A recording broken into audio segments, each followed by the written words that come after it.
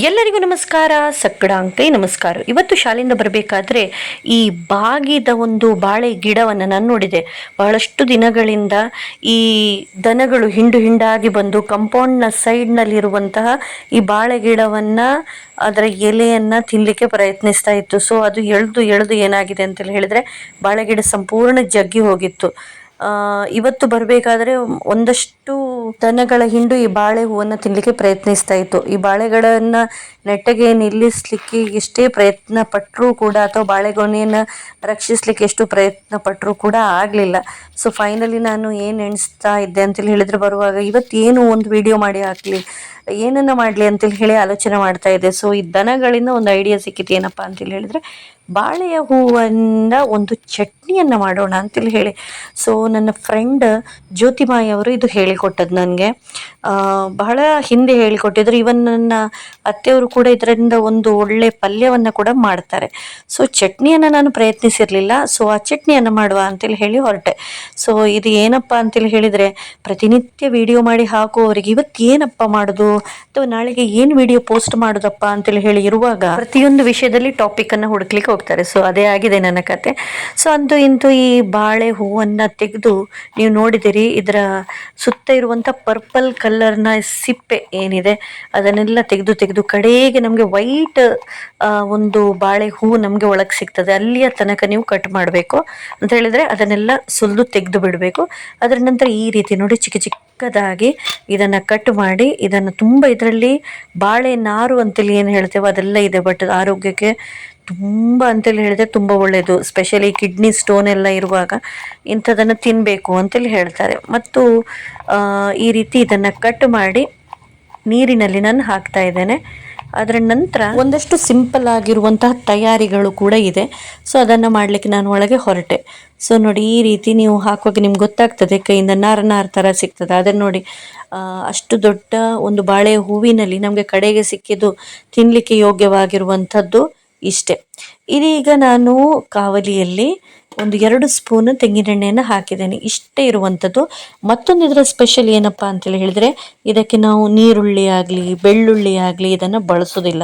ಇವನ್ ನೀವು ಈ ಸಂಕಷ್ಟಿಯ ದಿನಗಳಲ್ಲಿ ಅಥವಾ ಉಪವಾಸಕ್ಕೆ ನೀವು ನೀರುಳ್ಳಿ ಬೆಳ್ಳುಳ್ಳಿ ಇಲ್ಲದ ಸಾತ್ವಿಕ ಒಂದು ಚಟ್ನಿಯನ್ನು ಅಥವಾ ಪಲ್ಯವನ್ನು ಮಾಡಬೇಕು ಅನ್ನುವಂತಹ ಒಂದು ಇದ್ದರೆ ಪ್ಲಸ್ ನಿಮಗೆ ಈ ರೀತಿಯ ಬಾಳೆ ಗಿಡದ ತೋಟ ಇದ್ದರೆ ನೀವು ಇದನ್ನು ಖಂಡಿತವಾಗಿಯೂ ಮಾಡ್ಬೋದು. ತುಂಬ ಸುಲಭವಾಗಿದೆ. ಸೊ 2 ಸ್ಪೂನ್ ಎಣ್ಣೆಗೆ ನಾನು 1 ಸ್ಪೂನಿನಷ್ಟು ಜೀರಿಗೆಯನ್ನು ಹಾಕಿದೆ, ಒಂದು 10ರಿಂದ 12 ಕರಿಮೆಣಸನ್ನು ಹಾಕಿದೆ. ಅದನ್ನು ನೀಟಾಗಿ ಫ್ರೈ ಮಾಡಿದೆ. ಫ್ರೈ ಮಾಡುವಾಗ ಸ್ವಲ್ಪ ಜಾಗ್ರತೆ. ಈಗ ನೀವು ನೋಡಿದ್ದಿರ್ಬೋದು, ಅದು ಸ್ಪ್ಲಟರ್ ಆಗುವಾಗ ಅಂತೇಳಿ ಹೇಳಿದರೆ ಈ ಜೀರಿಗೆ ಹಾರಿ ಹಾರಿ ಒಂದು ನನ್ನ ಕಣ್ಣಿನಲ್ಲಿ ಬೀಳೋದ್ರಲ್ಲಿತ್ತು. ಸೊ ಅದನ್ನೊಂದು ಸ್ವಲ್ಪ ನೀವು ಜಾಗ್ರತೆ ಮಾಡಬೇಕು.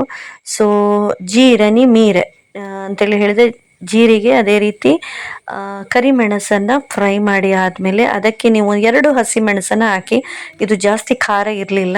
ಹಸಿಮೆಣಸನ್ನು ಹಾಕಿ ಆದಮೇಲೆ ತೆಂಗಿನ ತುರಿಯನ್ನು ಹಾಕುವಂಥದ್ದು. ಎಷ್ಟು ಅಂತೇಳಿ ಹೇಳಿದರೆ 2 ದೊಡ್ಡ ಸೌಟು ತೆಂಗಿನ ತುರಿ ಎಷ್ಟು ಬೇಕು ನೋಡಿ ಅಷ್ಟು ಹಾಕಿದರೆ ಸಾಕು. ಸೊ ಅದನ್ನು ನೀಟಾಗಿ ಫ್ರೈ ಮಾಡಿ, ಅದರ ನಂತರ ನಾವು ತೊಳೆದಿಟ್ಟಂತಹ ಈ ಬಾಳೆ ಹೂವಿನ ಕೊಚ್ಚಲು ಏನಿದೆ ಅದನ್ನು ಹಿಂಡಿ ಇದಕ್ಕೆ ಹಾಕುವಂಥದ್ದು. ಓಕೆ, ಅದರ ನಂತರ ನೀಟಾಗಿ ಫ್ರೈ ಮಾಡಿ. ನಾನು 2 ಸೌಟು ತೆಂಗಿನ ತುರಿ ಅಂತೇಳಿ ಹೇಳಿದ್ದೆ, ದೊಡ್ಡ ಸೌಟಲ್ಲ, ಹದ ಸೌಟು ತೆಂಗಿನ ತುರಿ, ಆಯಿತಾ? ಜಾಸ್ತಿ ಬೇಡ. ಯಾಕಂತೇಳಿ ಹೇಳಿದರೆ ನಮಗೆ ಅದೆಲ್ಲ ಅಷ್ಟೊಂದು ಇಂಪಾರ್ಟೆಂಟ್ ಅಲ್ಲ. ಇದ್ರ ಈ ಬಾಳೆ ದಿಂಡಿನ ಒಂದು ರುಚಿ ಏನಿದೆ ಅದೇ ಗೌಣವಾಗಿರಬೇಕು ಅಂತೇಳಿ ಹೇಳಿ. ಇದನ್ನು ಒಂದು 2ರಿಂದ 3 ನಿಮಿಷ ನೀವು ಫ್ರೈ ಮಾಡಿದರೆ ಸಾಕು. ಇದರಿಂದ ಒಂದು ಒಳ್ಳೆ ಒಂದು ಸ್ಮೆಲ್ ಇದು ಬಿಟ್ಟು ಕೊಡ್ತದೆ. ಅಲ್ಲಿ ತನಕ ನೀವು ಫ್ರೈ ಮಾಡಬೇಕು ಮೀಡಿಯಂ ಫ್ಲೇಮಿನಲ್ಲಿ. ಸೊ ಇದಾದಮೇಲೆ ಇದನ್ನು ಸಂಪೂರ್ಣವಾಗಿ ತಣಿಲಿಕ್ಕೆ ಬಿಡಿ. ಅದರ ನಂತರ ಒಂದು ಸಣ್ಣ ಹುಳಿಯ ತುಂಡು ಮತ್ತು ರುಚಿಗೆ ತಕ್ಕಷ್ಟು ಉಪ್ಪನ್ನು ಹಾಕಿ ಮಿಕ್ಸಿ ಜಾರಿನಲ್ಲಿ ಅದನ್ನು ಹಾಕಿ ನೀಟಾಗಿ ರುಬ್ಬಿಕೊಳ್ಳುವಂಥದ್ದು. ಬೇಕಾದಷ್ಟೇ ನೀರನ್ನು ಹಾಕಿ ಇದಕ್ಕೆ ನಾವು ಬಾಳೆ ಹೂವಿನ ಚಟ್ನಿ ಅಂತೇಳಿ ಹೇಳ್ತೇವೆ. ಇದೇ ನಿಮಗೆ ತಂಬಳಿ ಅಂತೇಳಿ ಹೇಳಿ ಆಗಬೇಕಾದ್ರೆ ಇದಕ್ಕೆ ಸ್ವಲ್ಪ ಜಾಸ್ತಿ ನೀರನ್ನು ಹಾಕಿ ಕರಿಬೇವು ಸಾಸಿವೆ ಒಗ್ಗರಣೆಯ, ಅದೇ ರೀತಿ ಬೆಳ್ಳುಳ್ಳಿ ಒಗ್ಗರಣೆಯ, ನಿಮ್ಮ ಆಪ್ಷನ್ ಯಾವುದಾದ್ರೂ ಒಂದು ಒಗ್ಗರಣೆಯನ್ನು ಕೊಟ್ಟು ತಂಬಳಿ ಅಂತೇಳಿ ಹೇಳಿ ಹಾಗೆಯೂ ನೀವು ಅದನ್ನು ಊಟದ ಜೊತೆ ಬಳಸ್ಕೊಳ್ಬೋದು. ಬಟ್ ನಾನಿಲ್ಲಿ ಇದರ ಚಟ್ನಿಯನ್ನು ಮಾಡಿದ್ದೇನೆ. ಸೊ ತುಂಬ ಒಳ್ಳೆಯದಾಗಿದೆ. ಒಂದು ಸ್ವಲ್ಪ ಸಮಥಿಂಗ್ ಡಿಫ್ರೆಂಟ್, ಸಮಥಿಂಗ್ ಸ್ಪೆಷಲ್, ಅದೇ ರೀತಿ ಸಮಥಿಂಗ್ ಹೆಲ್ದಿ, ಆರೋಗ್ಯಕ್ಕೂ ಕೂಡ ಒಳ್ಳೆಯದು. ಸೊ ಇದೀಗ ನಾನು ಬಿಸಿ ಬಿಸಿ ಗಂಜಿಯ ಜೊತೆ ಈ ಬಾಳೆ ಹೂವಿನ ಚಟ್ನಿಯನ್ನು ಉಪಯೋಗಿಸಿಕೊಂಡು ಊಟ ಮಾಡ್ತಾ ಇದ್ದೇನೆ.